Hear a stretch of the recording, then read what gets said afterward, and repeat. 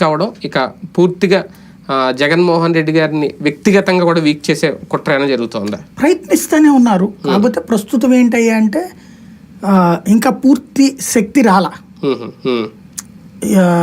దాంట్లో. ఎందుకంటే ఇప్పుడు అక్కడ సమస్య ఎక్కడ వచ్చిందంటే, ఫర్ ఎగ్జాంపుల్ వంశీకృష్ణ యాదవ్ అటు వెళ్ళారు కాబట్టి స్థానిక సంస్థలు ఇప్పుడు బొత్స సత్యనారాయణకి ఇచ్చారు.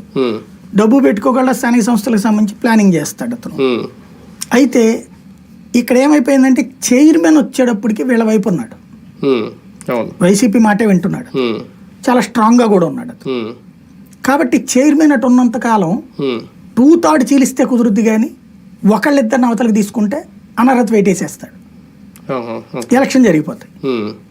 ఇక అప్పుడు ఏం చేయాలంటే అక్కడ 2 రకాల గేమ్ నడపాలి. 10 మంది 12 మంది టచ్ లో ఉన్నారు అదే అప్పుడు ఆ 10-12 మంది ఎందుకు టచ్ లో ఉంటారు, వాళ్ళ భవిష్యత్తు చూసుకుంటారు.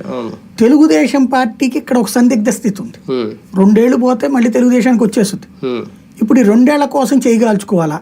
ఇప్పుడు ఒకసారి గెలిచినటువంటి వాడికి టర్మ్ ఉంది కదా, 5-6 ఏళ్ళు టైం ఉంది కదా, 6 ఏళ్ళు అనుకుంటా మండలంలోకి వచ్చాడు. ఇప్పుడు ఇందులో కావాల్సినటువంటి పాయింట్ ఏంటంటే, ఇప్పుడు 10 మంది 15 మంది ఇటు వచ్చారనుకోండి, తీసుకుంటే ఏం చేయాలి, వాళ్ళకే మళ్ళీ సీట్ ఇవ్వాలి. అంటే వాళ్ళని అనర్హత వేటేసేస్తాడు చైర్మన్, అప్పుడు వీళ్ళకి సీట్ ఇవ్వాలి. ఎమ్మెల్యే కోటా సీట్లలో అట్లాగే వీళ్ళని తెచ్చుకోవాలి.